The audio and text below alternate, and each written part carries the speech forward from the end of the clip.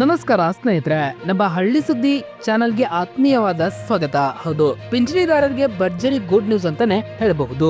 ಜನವರಿ ತಿಂಗಳ ಪಿಂಚಣಿಯನ್ನ ಜಮಾ ಆಗಲಿದೆ. ಯಾರಿಗೆಲ್ಲ ಬಂದಿದೆ ಇಲ್ಲಿ ತಿಳಿಸ್ಕೊಡ್ತಾ ಹೋಗ್ತೀನಿ. ನಮಸ್ಕಾರ ಸ್ನೇಹಿತರೆ, ರಾಜ್ಯದ ಎಲ್ಲಾ ಪಿಂಚಣಿದಾರರಿಗೆ ಒಂದು ಸಿಹಿ ಸುದ್ದಿ ಅಂತಾನೆ ಹೇಳಬಹುದು. ನೀವು ವೃದ್ಧಾಪ್ಯ ವೇತನ, ಸಂಧ್ಯಾ ಸುರಕ್ಷಾ ಅಥವಾ ಅಂಗವಿಕಲರ ಪಿಂಚಣಿಗಾಗಿ ಕಾಯ್ತಾ ಇದ್ದೀರಾ? ಹಾಗಾದ್ರೆ ಈ ವಿಡಿಯೋ ನಿಮ್ಗಾಗಿಯೇ ಆಗಿದೆ. ಹೌದು, ರಾಜ್ಯ ಸರ್ಕಾರ ಜನವರಿ ತಿಂಗಳ ಪಿಂಚಣಿ ಹಣವನ್ನು ಬಿಡುಗಡೆ ಮಾಡಲು ಪ್ರಾರಂಭಿಸಿದೆ. ನಿನ್ನೆ ಯಾವ್ಯಾವ ಜಿಲ್ಲೆಗಳಿಗೆ ಹಣ ಜಮಾ ಆಗಿದೆ ಮತ್ತು ಇವತ್ತು ಯಾವ ಜಿಲ್ಲೆಯವರಿಗೆ ಹಣ ಬರಲಿದೆ ಎಂಬ ಸಂಪೂರ್ಣ ಮಾಹಿತಿಯನ್ನ ನಾನು ಈ ವಿಡಿಯೋದಲ್ಲಿ ತಿಳಿಸ್ಕೊಡ್ತಾ ಹೋಗ್ತೀನಿ. ದಯವಿಟ್ಟು ಮಧ್ಯದಲ್ಲಿ ಸ್ಕಿಪ್ ಮಾಡದೆ ವಿಡಿಯೋನ ಸಂಪೂರ್ಣವಾಗಿ ನೋಡಿ.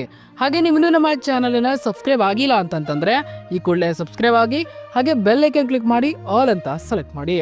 ಸ್ನೇಹಿತರೆ, ನಿನ್ನೆ ಮಧ್ಯಾಹ್ನ 3 ಗಂಟೆಯ ನಂತರ ರಾಜ್ಯದ ಹಲವು ಕಡೆ ಪಿಂಚಣಿಯನ್ನ ಜಮಾ ಆಗಿರುವ ಬಗ್ಗೆ ಫಲಾನುಭವಿಗಳು ಮಾಹಿತಿ ನೀಡಿದ್ದಾರೆ. ನಮಗೆ ಸಿಕ್ಕಿರುವ ಮಾಹಿತಿ ಪ್ರಕಾರ ನಿನ್ನೆ ಪ್ರಮುಖವಾಗಿ ಈ ಕೆಳಗೆ ನೀಡುವಂತ ಜಿಲ್ಲೆಗಳಿಗೆ ಪಿಂಚಣಿಯನ್ನ ಜಮಾ ಆಗಿದೆ. ಹೌದು, ಹಾಗಾದ್ರೆ ಯಾವೆಲ್ಲ ಜಿಲ್ಲೆಗೆ ಜಮಾ ಆಗಿದೆ ಇಲ್ಲಿ ತಿಳಿಸ್ಕೊಡ್ತಾ ಹೋಗ್ತೀನಿ.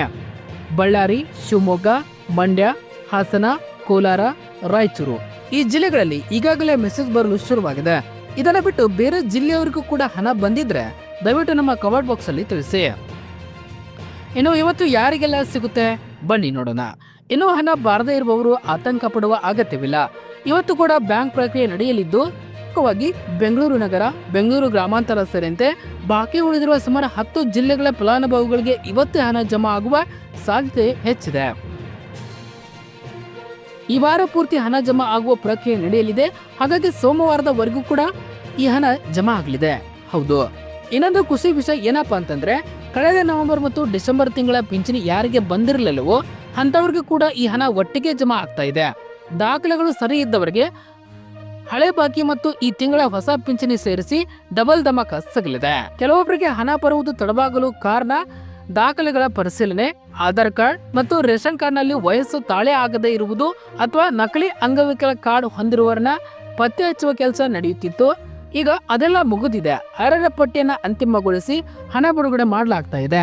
ಸ್ನೇಹಿತರೆ, ತುಂಬಾ ಜನ ಕೇಳ್ತಾ ಇದ್ರು, ನನ್ನ ಫ್ರೆಂಡ್ಗೆ ಬಂತು ಆದ್ರೆ ನನಗೆ ಇನ್ನೂ ಮೆಸೇಜ್ ಬಂದಿಲ್ಲ ಯಾಕೆ ಅಂತ. ಹೌದು, ಇದಕ್ಕೆ ಮುಖ್ಯ ಕಾರಣ ನಿಮ್ಮ ಬ್ಯಾಂಕ್ ಖಾತೆಗೆ ಆಧಾರ್ ಲಿಂಕ್ ಆಗದೇ ಇರುವುದು ಅಥವಾ NPCI ಮ್ಯಾಪಿಂಗ್ ಆಗದೇ ಇರುವುದಕ್ಕೆ ಇದು ಪ್ರಮುಖ ಕಾರಣವಾಗಿದೆ. ಸರ್ಕಾರ ಈಗ ನೇರ ನಗದು ವರ್ಗಾವಣೆ ಮಾಡುವುದರಿಂದ ನಿಮ್ಮ ಆಧಾರ್ ನಂಬರ್ ಯಾವ ಬ್ಯಾಂಕ್ ಸೀಡಿಂಗ್ ಆಗಿದೆಯೋ ಅದೇ ಖಾತೆಗೆ ಹಣ ಹೋಗುತ್ತೆ. ಒಂದ್ ವೇಳೆ ನಿಮ್ಮ ಖಾತೆ ಇನ್ಆಕ್ಟಿವ್ ಆಗಿದ್ರೆ ಹಣ ಜಮಾ ಆಗಲ್ಲ. ಕೂಡಲೇ ಬ್ಯಾಂಕ್ಗೆ ಹೋಗಿ ನೀವು ಈ KYC ಅನ್ನ ಮಾಡಿಸ್ಕೊಳ್ಬೇಕಾಗುತ್ತೆ. ಹೌದು, ಮತ್ತೊಂದು ಕಾರಣ ಅಂತಂದ್ರೆ, ಪ್ರತಿ ವರ್ಷ ಅಥವಾ ಆಗಾಗ ಕಂದಾಯ ಇಲಾಖೆ ಅಧಿಕಾರಿಗಳು ಪಿಂಚಣಿದಾರರ ಬದುಕಿದ್ದಾರೆ ಎಂದು ಪರಿಶೀಲನೆ ನಡೆಸುತ್ತಾರೆ.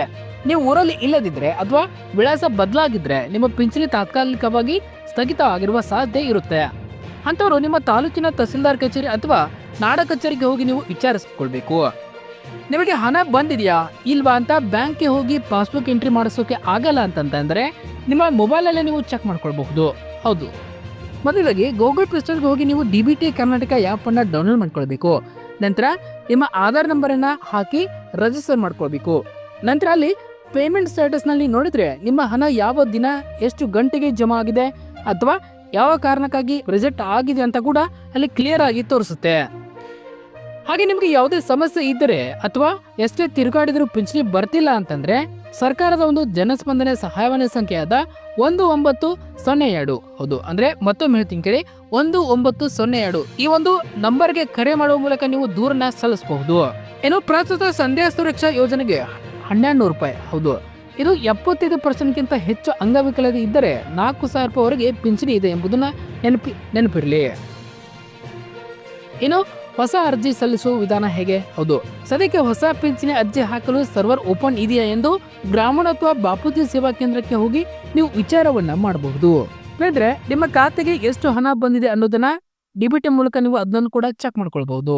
ಹೌದು, ನಿಮ್ಮ ಖಾತೆಗೆ ಎಷ್ಟು ಹಣ ಬಂದಿದೆ ಅನ್ನೋದನ್ನ ಚೆಕ್ ಮಾಡಲು DBT ಕರ್ನಾಟಕ ಆ್ಯಪ್ ಅನ್ನ ಬಳಸಿ DBT ಕರ್ನಾಟಕ ಆ್ಯಪ್ ಅನ್ನ ಬಳಸಬಹುದು. ಈ ಮಾಹಿತಿ ಇಷ್ಟವಾಗಿದ್ರೆ ಲೈಕ್ ಮಾಡಿ ಮತ್ತು ನಮ್ಮ ಚಾನಲ್ಗೆ ಸಬ್ಸ್ಕ್ರೈಬ್ ಆಗಿ. ಹಾಗೆ ನಿಮ್ಮ ಕಮೆಂಟ್ ಬಾಕ್ಸ್ ಎಷ್ಟು ಪಿಂಚಣಿ ಜಮಾ ಆಗುತ್ತೆ ಎಂಬುದನ್ನ ನಮ್ಮ ಕಮೆಂಟ್ ಬಾಕ್ಸ್ ಅಲ್ಲಿ ತಿಳಿಸಿ. ಮತ್ತೆ ಮುಂದಿನ ವಿಡಿಯೋದಲ್ಲಿ ಸಿಗೋಣ. ಧನ್ಯವಾದಗಳು.